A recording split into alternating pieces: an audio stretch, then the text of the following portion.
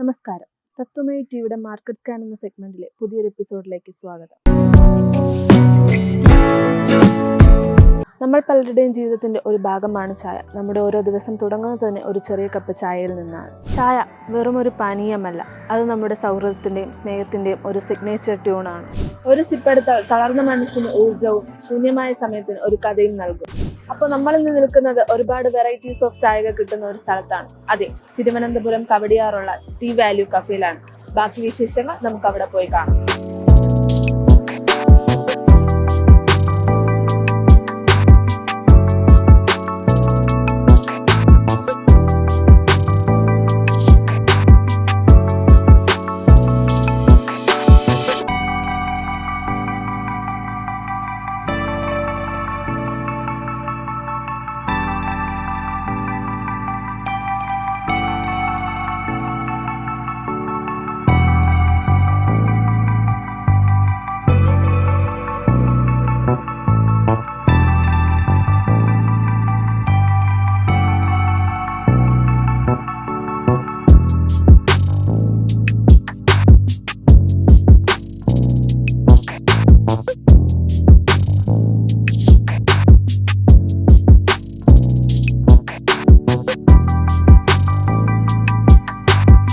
ഇവിടുത്തെ സ്ഥിരം കസ്റ്റമർ ആണ്.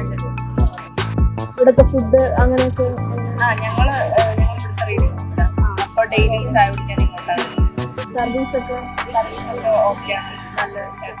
നന്നായിട്ട് സർവീസ് ഒക്കെ ഓക്കെയാണ്. പിന്നെ ഫുഡും അത് ഇങ്ങനെ വെറൈറ്റീസ് അവിടെ പിന്നെ അഫോർഡബിൾ റേറ്റുമാണ്. ഇവിടുത്തെ സ്ഥിരം കസ്റ്റമർ ആണോ?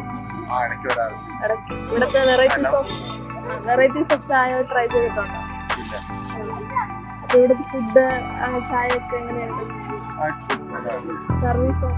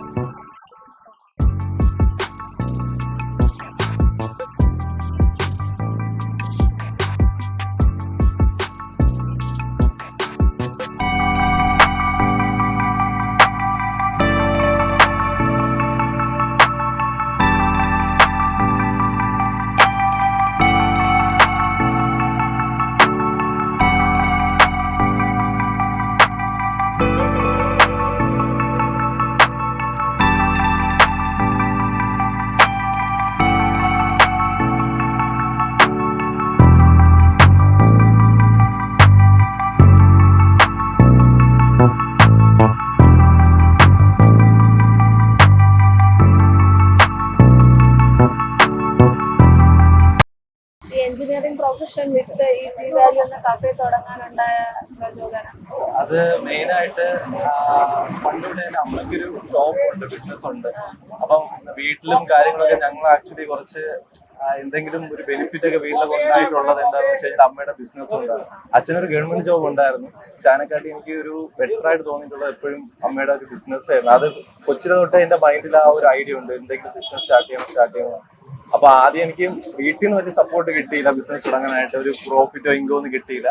അപ്പൊ മെയിനായിട്ട് എനിക്ക് എന്താ ചെയ്യുന്നത്, ഞാൻ വിചാരിച്ചു ഒരു ജോലിക്ക് കയറി അതിൽ നിന്നൊരു വരുമാനം ഉണ്ടാക്കി അങ്ങനെ എന്തെങ്കിലും തുടങ്ങാനുള്ള രീതിയിൽ ഫസ്റ്റ് ഞാൻ ഇതിന് തൊട്ട് മുമ്പ് ഞാനൊരു 3 കമ്പനി മാറിയായിരുന്നു, പ്രൈവറ്റ് കമ്പനി. അതിന് തൊട്ട് മുമ്പുള്ള കമ്പനിയിൽ തന്നെ ഞാൻ വിചാരിക്കുന്നുണ്ട് ബിസിനസ് തുടങ്ങുന്നത്, പക്ഷെ ആ സമയത്തും പറ്റിയില്ല. പിന്നെ ഇപ്പൊ റീസെന്റ് കമ്പനി സ്വിച്ച് ചെയ്യാൻ വേണ്ടി ഒരു പ്ലാൻ വന്ന സമയത്ത് ഞാൻ വിചാരിച്ചു ഇനി എന്തെങ്കിലും ഒരു കമ്പനി സ്വിച്ച് ചെയ്യണം, എന്റെ പാഷന്റെ പുറകെ കൂടെ എന്നുള്ളൊരു ചിന്തയുടെ പുറത്താണ് ഇങ്ങനെ ഒരു സ്ഥാപനം തുടങ്ങാം എന്നുള്ളൊരു. ആ സമയത്ത് പിന്നെ കണ്ടിന്യൂസ് നോക്കി, പിന്നെ ആ സമയത്ത് തന്നെ പിന്നെ ഞാൻ ഓഫീസിൽ അറിയിച്ചു. ഓഫീസിൽ അവരെല്ലാം സപ്പോർട്ട് തന്നെയായിരുന്നു തുടങ്ങാനായിട്ട്.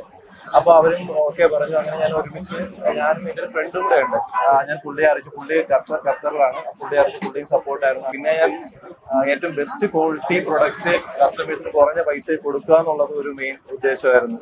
അല്ല ഞങ്ങൾ കൊടുക്കുന്ന എല്ലാ സാധനവും ഇപ്പോൾ ഒരു സ്നാക്സ് പോലും ഞങ്ങൾ ഇന്ന് ഉപയോഗിക്കുന്നത് നാളെ ഉപയോഗിക്കാറില്ല. ഈവൻ ടീസ് ആയാൽ പോലും നമ്മൾ മാക്സിമം പ്രീമിയം ക്വാളിറ്റിയാണ് ഉപയോഗിക്കുന്നത്. അതായത് ഞങ്ങൾ ഉപയോഗിക്കുന്ന മിൽക്ക്, ഞങ്ങൾ ഉപയോഗിക്കുന്ന ടീ പൗഡർ എല്ലാം മാക്സിമം എന്ന് വെച്ചാൽ ഞാനത് റിസർച്ച് ചെയ്തിട്ടാണ് ഈ സാധനം ഞാനിവിടെ ഈ ടീക്ക് വേണ്ടിയിട്ട് പോലും ഞാനിവിടെ കൊണ്ടുവന്നത്. ഏത് ഉപയോഗിച്ച് കഴിഞ്ഞാൽ എനിക്ക് ഏറ്റവും കൂടുതൽ ടേസ്റ്റ്, ഏതായിരിക്കും ഏറ്റവും ബെസ്റ്റ് ക്വാളിറ്റി എന്നൊക്കെ നോക്കിയിട്ടാണ് ഞാൻ ഇവിടെ കൊണ്ടുവന്നത്. പിന്നെ എനിക്ക് ഈ ബബിൾ ടീ പണ്ട് തൊട്ട് എനിക്ക് ഭയങ്കര എനിക്ക് ഫേവറേറ്റ് ആയിട്ട് ഇഷ്ടമുള്ള ഒരു സാധനമായിരുന്നു. അതുകൊണ്ട് ഞാൻ തുടങ്ങുന്ന ഷോപ്പിൽ അത് വേണം എന്നുള്ളൊരു ഇതുകൊണ്ടാണ് ഞാൻ ബബിൾ ടീ അറിയാവുന്ന ഒരു പുള്ളിയെ കൊണ്ട് എക്സ്പെർട്ടാണ് പുള്ളിയെ കൊണ്ടുവന്ന് അതിനുവേണ്ടി ചെയ്യുന്നത്. പുള്ളി ആക്ച്വലി ആ ചെയ്യുന്ന പുള്ളി ഒരു എഞ്ചിനീയർ ആണ്. ആ പുള്ളിയും ഇത് ഫീൽഡ് വിട്ടിട്ട് ഈ ഒരു പുള്ളിയുടെ ഒരു പാഷന്റെ പുറകെ പുള്ളിക്ക് ഒരു ബിസിനസ് ഉണ്ടായിരുന്നു. പക്ഷെ ആ പുള്ളി ഇതിലോട്ട് കൊണ്ടുപോകാൻ പറ്റാത്തതുകൊണ്ട് ഇപ്പൊ പുള്ളി ഞങ്ങളുടെ കൂടെ നിൽക്കുകയാണ്. ഞങ്ങൾ പുള്ളിയായിട്ട് ചേർന്ന് ഒരു ക്ലൗഡ് കിച്ചണൊക്കെ ഫ്യൂച്ചറിൽ പ്ലാൻ ചെയ്യുന്നുണ്ട്. ആക്ച്വലി നമ്മുടെ വേറൊരു വലിയ ബെനിഫിറ്റ് എന്ന് വെച്ചാൽ ഞങ്ങളുടെ സ്റ്റാഫ് തന്നെയാണ് മെയിൻലി. കാരണം നമ്മളിപ്പോ ചായ ചെയ്യുന്ന ആൾക്കാരായാലും ശരി, ജ്യൂസ് ചെയ്യുന്ന ആൾക്കാരായാലും ശരി, എല്ലാം ആക്ച്വലി നമ്മളോട് അത്രയും ആത്മാർത്ഥതയോടെ നിൽക്കുന്ന ആൾക്കാരാണ്. അവരുടെ സാധനങ്ങൾക്ക് എല്ലാം പൊതുവെ കസ്റ്റമേഴ്സിന് നല്ല രീതിയിലുള്ള ഒരു അഭിപ്രായമുണ്ട്. അതാണ് മെയിൻ ഒരു ഇങ്ങനെ ഒരു ഇതുവരെയുള്ള വിജയം എന്ന് പറയുന്നത്. ഒരുപാട് വെറൈറ്റീസ് ഓഫ് ചായ കിട്ടുന്ന ഒരു സ്പോട്ട് നമ്മൾ ഇന്ന് കണ്ടു. അടുത്തൊരു എപ്പിസോഡുമായി കാണുന്നവരെ this is Abhirami Ganesh signing off.